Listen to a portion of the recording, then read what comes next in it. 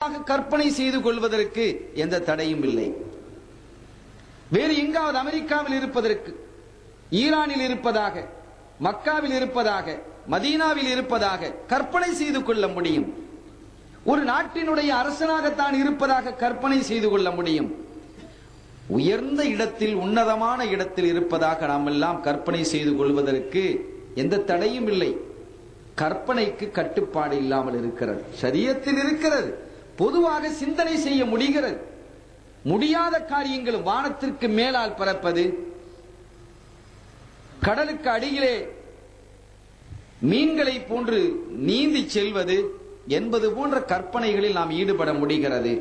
ஆனால் சுவனத்தில் இருக்கக்கூடிய சுகந்தங்களை ஒரு மனிதனால் கற்பனையே செய்து பார்க்க முடியாது என்று ரசூல் சொல்கிறார்கள் ஸல்லல்லாஹு அலைஹி வஸல்லம்.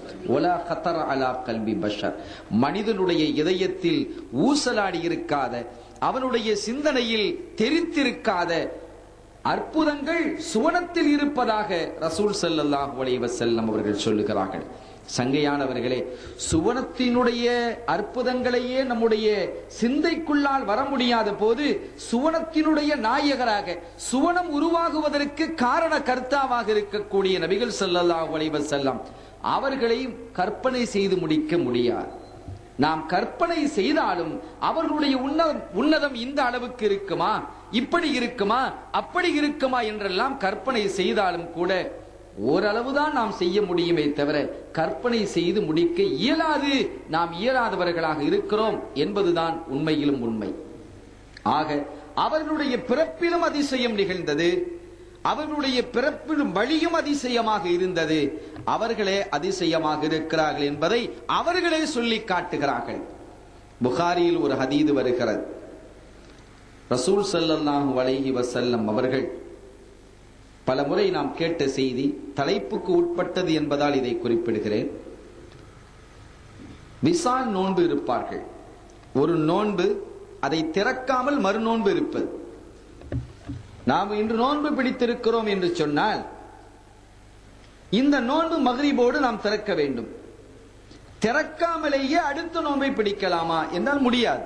நமக்கு ஷரியத்தில் அனுமதி இல்லை, அப்படி ஒரு அனுமதி நமக்கு இல்லை. தொடர்ந்து நோன்பு வைப்பது என்பது ரசூல் ஸல்லல்லாஹு அலைஹி வஸல்லம் அவர்களுக்கு ஆகமாக்கப்பட்டிருந்தது. அவர்கள் அப்படி நோன்பு வைப்பதை பார்த்த நபித்தோழர்கள் அவர்களும் நோன்பு வைச்சாங்க, அவர்களும் நோன்பு வைத்தார்கள். அப்படி நோன்பு வைத்துக் கொண்டு வரும் பொழுது அவர்கள் பலகீனப்பட்டு போய்விட்டார்கள். 2 நாளைக்கு சாப்பிடாம இருந்தா எப்படி முடியும்? சுபுகுல நோன்பை வச்சு மக்ரிப்ல துறக்கணும், அதுல துறக்காம அப்படியே வச்சு அப்படியே 2-3 நாளைக்கு இருந்தா என்ன செய்ய முடியும்? சஹாபாக்கள் தள்ளாட ஆரம்பித்தார்கள். பலகீனம் அவர்களிடத்தில் தெரிய ஆரம்பித்தது.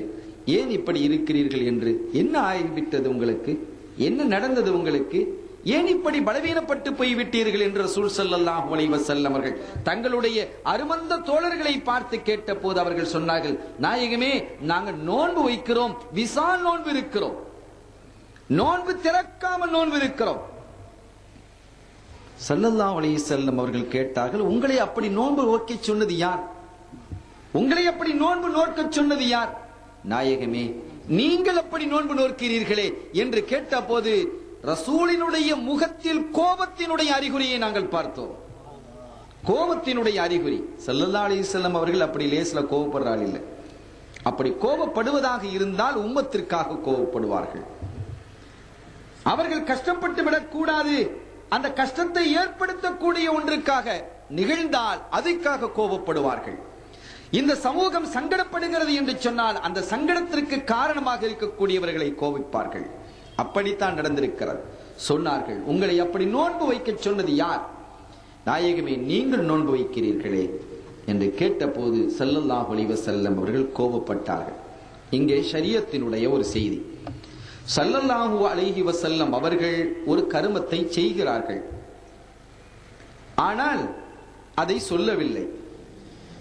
அதே சமயம் இன்னொன்றை சொல்லுகிறார்கள். அவர்களுடைய செயல் ஒன்றாக இருக்கிறது, சொல் இன்னொன்றாக இருக்கிறது என்றால் இதை எடுத்துக்கொள்வது. இப்படி செய்யுங்கள் அல்லது இதை செய்ய வேண்டாம் என்று சொன்னார்கள் ஸல்லல்லாஹு அலைஹி வஸல்லம். ஆனால் அவர்கள் செய்கிறார்கள். உதாரணமாக இந்த விசால் நோன்பு என்பது போன்று அவங்க பிடிக்கிறாங்க, நம்மள பிடிக்க வேணாம்னு சொல்றாங்க.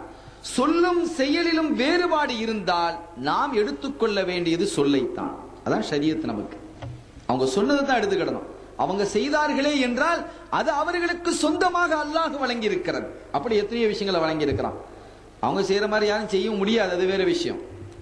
அவர்கள் செய்வது போன்று யாராலும் செய்ய முடியாது, பலவீனப்பட்டு போய் விடுவார்கள். அது முடியாத காரியம். ஸல்லல்லாஹு அலைஹி வஸல்லம் அவர்களிடத்தில் இப்படி சொன்ன போது அவர்கள் வருத்தப்பட்டு சொன்னார்கள், கோபப்பட்டு சொன்னார்கள். உங்களை நோன்பு வைக்க சொன்னது யார்? நாயகமே, நீங்க வைக்கிறீங்களே என்றதும் கோபப்பட்டு அவர்கள் சொன்ன வார்த்தை ஐயுக்கும் மித்லி.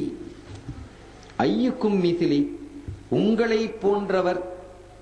ஐயுக்கும் மித்லி, என்னை போன்றவர் உங்களில் இருப்பது யார்? யாராவது இருக்கீங்களா உங்கள? என்னை போன்று உங்களில் யார் இருக்கிறார்கள்? ஸல்லல்லாஹு அலைஹி வஸல்லம் அவர்கள் கேட்கிறார்கள். ஐயுக்கும் மித்லி, என்னை போன்று உங்களில் இருப்பவர் யார்? புகாரியில் இடம்பெற்றிருக்கக்கூடிய செய்தி. என்ன போன்று உங்களை யாரும் இல்லை, என்னை போன்று யாரும் இல்லை. ஹஜ்ரத் ஹஸ்ஸான் ரலியல்லாஹு தஆலா அன்ஹு அவர்கள் சொல்லுவார்கள், நாயகமே, நீங்கள் விரும்பியது போன்று அல்லாஹ் உங்களை படைத்திருக்கிறான் என்று. நாம் விரும்பியது போன்று அல்லாஹ் நம்மை படைத்திருக்கிறானா? அவன் நம்மை படைக்கும் பொழுது நமக்கென்று ஒரு விருப்பம் இருந்ததா? ஹல்லதா அலல் இன்சான் என்ற ஆயத்தினுடைய தொடரில் சொல்லும் பொழுது லம் யகுன் ஷைஅம் மذ்கூரா, அவன் கூறப்படக்கூடிய ஒரு பொருளாக கூட அவன் இல்லை என்று மனிதனை பற்றி அல்லாஹ் சொல்லுகிறான். பிறந்த போது நமக்கு என்ன அறிவு இருந்தது? பிறந்த போதே அறிவில்லை. பிறப்பதற்கு முன்னால் என்ன அறிவிருந்திருக்க முடியும்?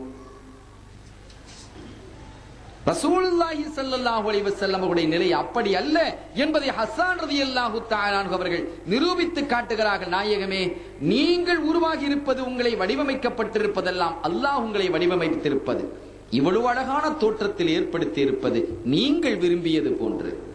ரசூலுடைய விருப்பம் ஏற்கனவே இருந்தது.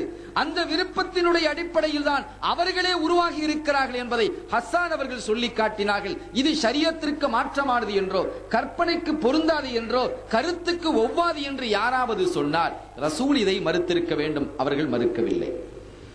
அவர்களுடைய